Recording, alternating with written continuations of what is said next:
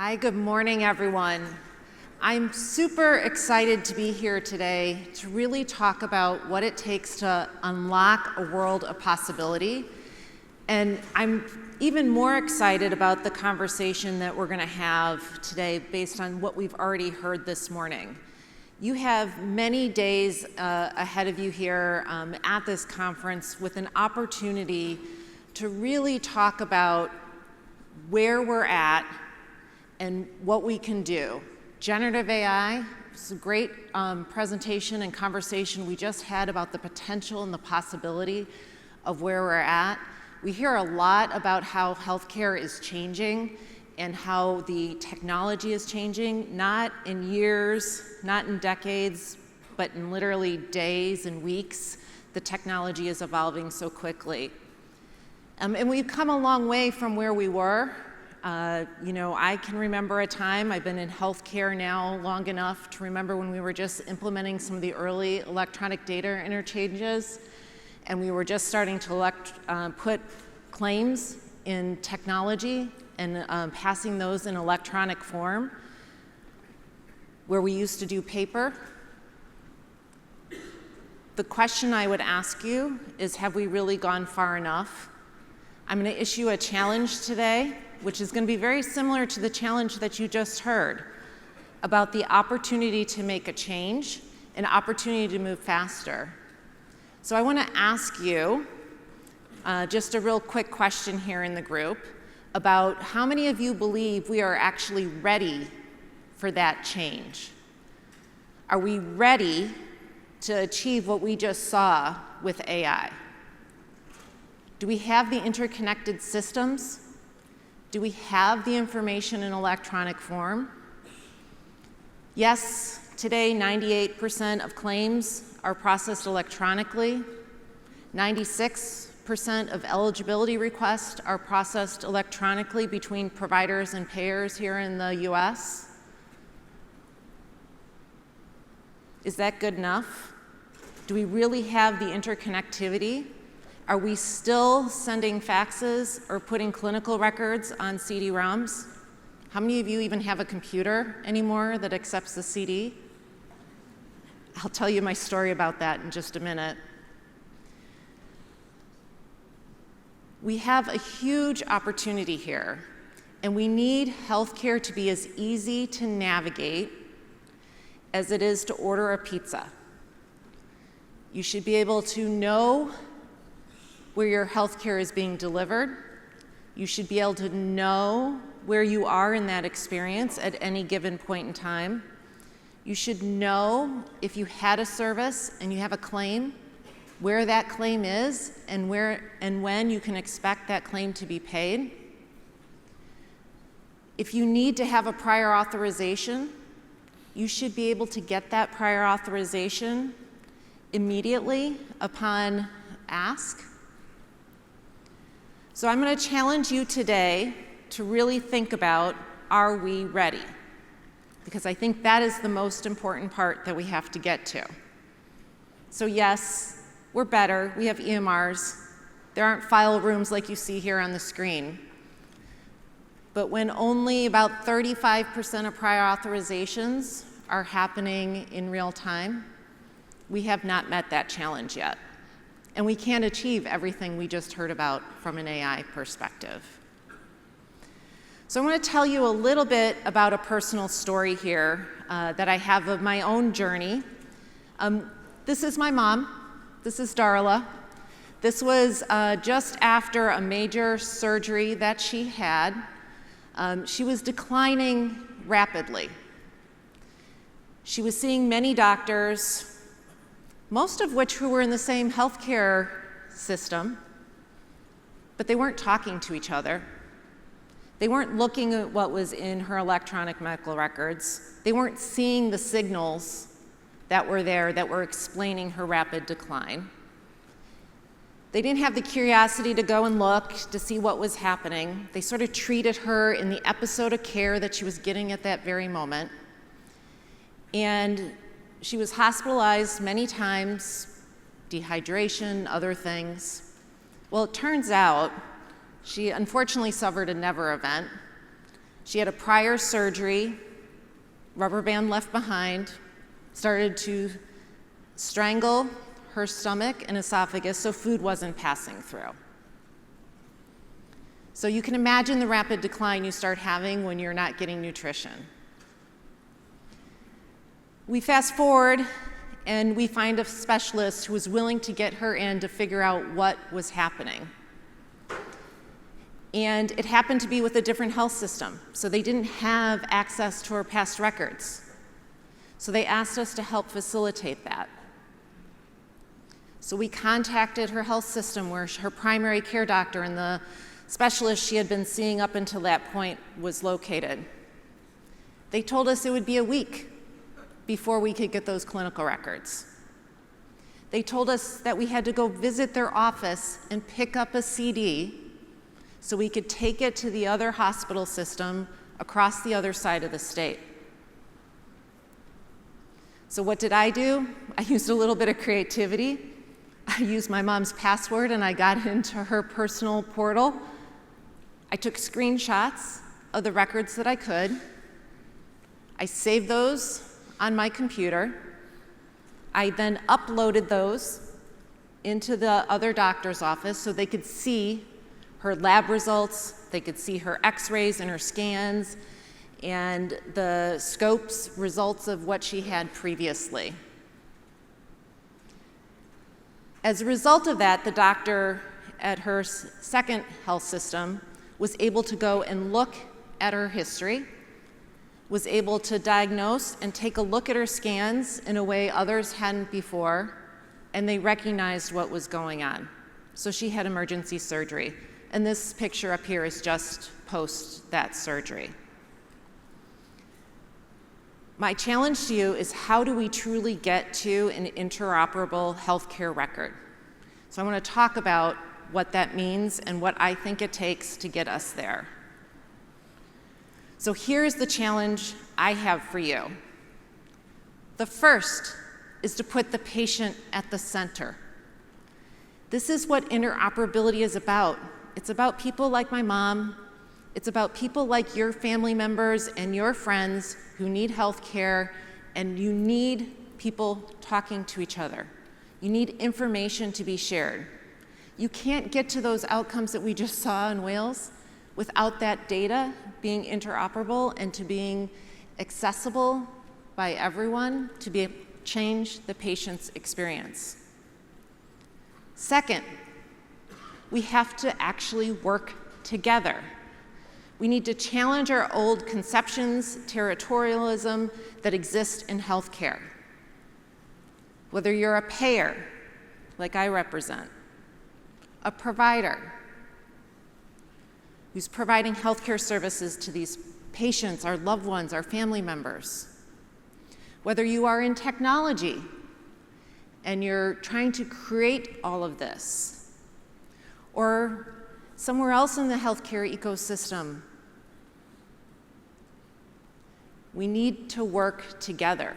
We can't each solve it on our own. We all play really important roles in that healthcare experience and delivery, and this is our time to do that.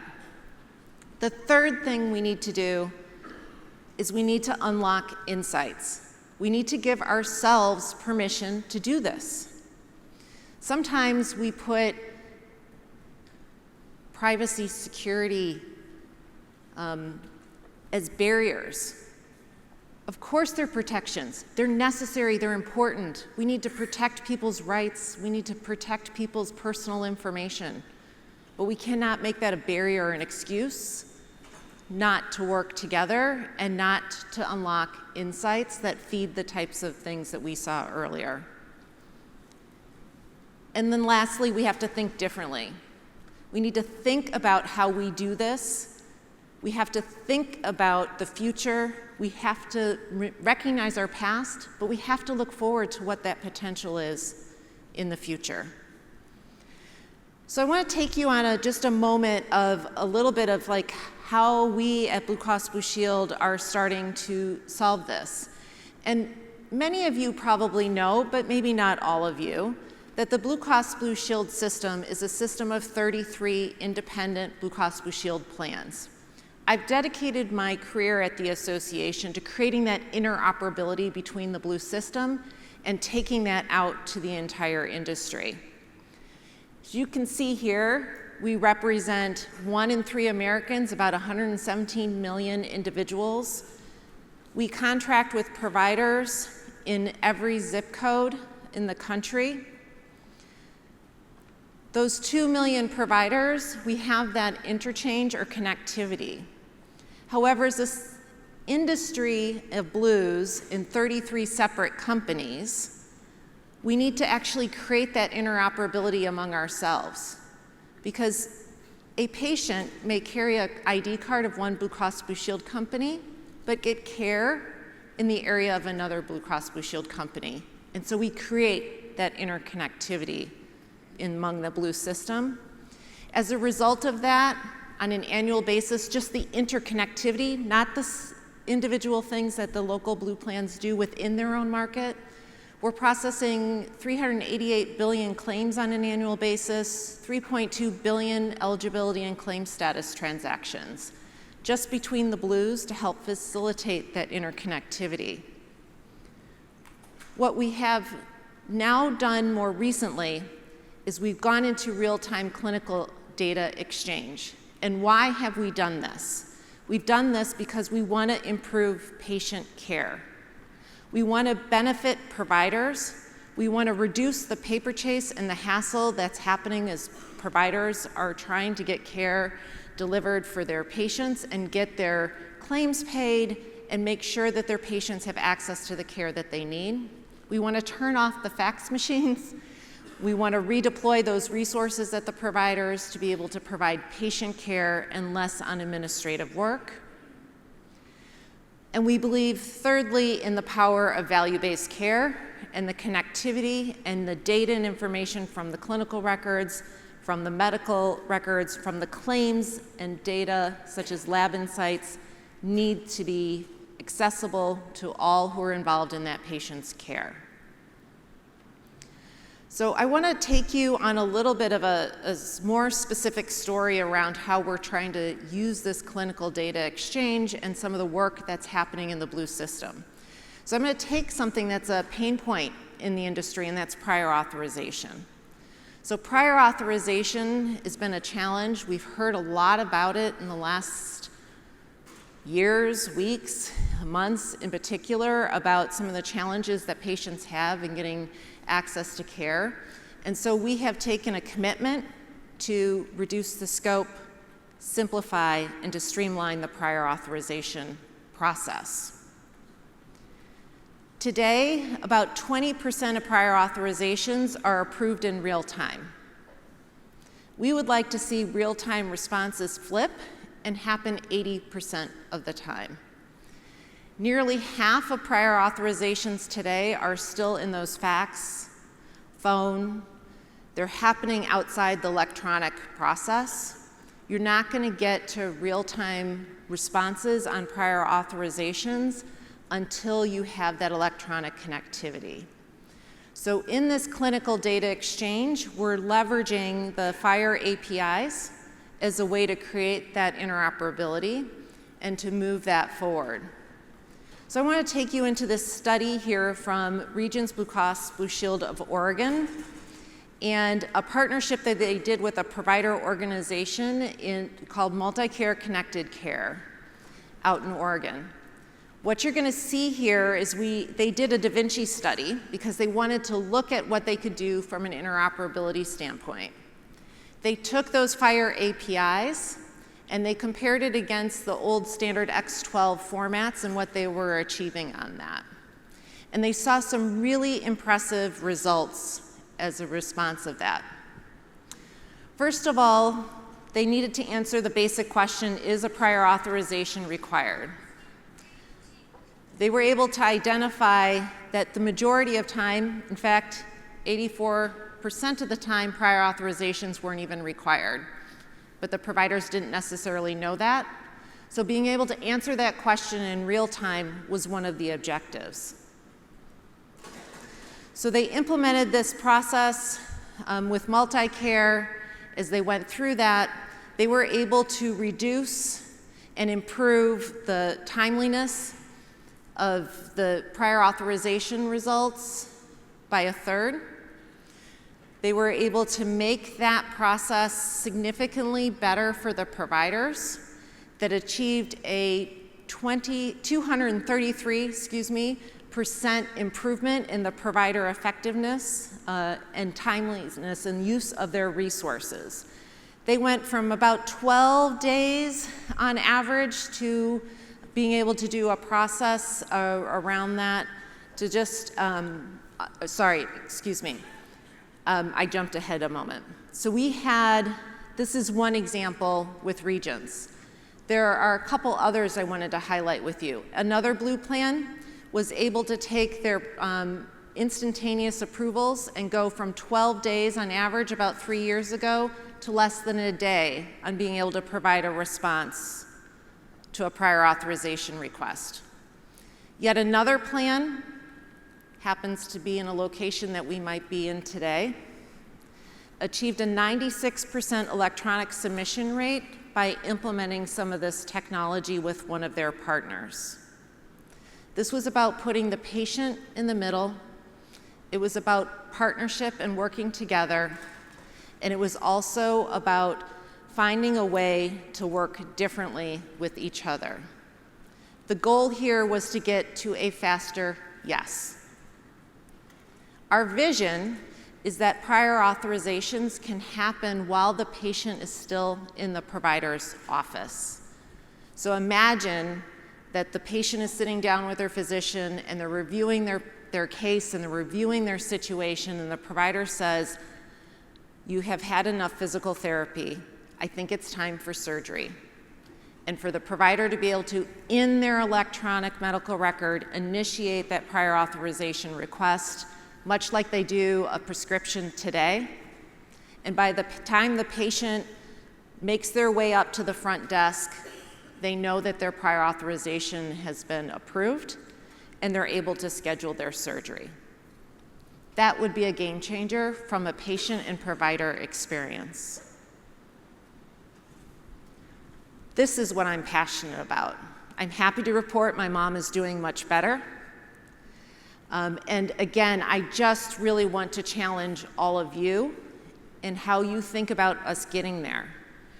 Again, you can't get to the types of outcomes we just heard about in AI and changing the patient experience and really advancing healthcare in a way we've never seen advanced before without our ability to put the patient first, to work together, to think about the data and truly make it interoperable and connected, and to think differently. So I hope you accept this challenge today. I am personally passionate about this challenge. This is what I believe we need to do, and I believe it's people in the room like you here today who are going to make this happen. Thank you.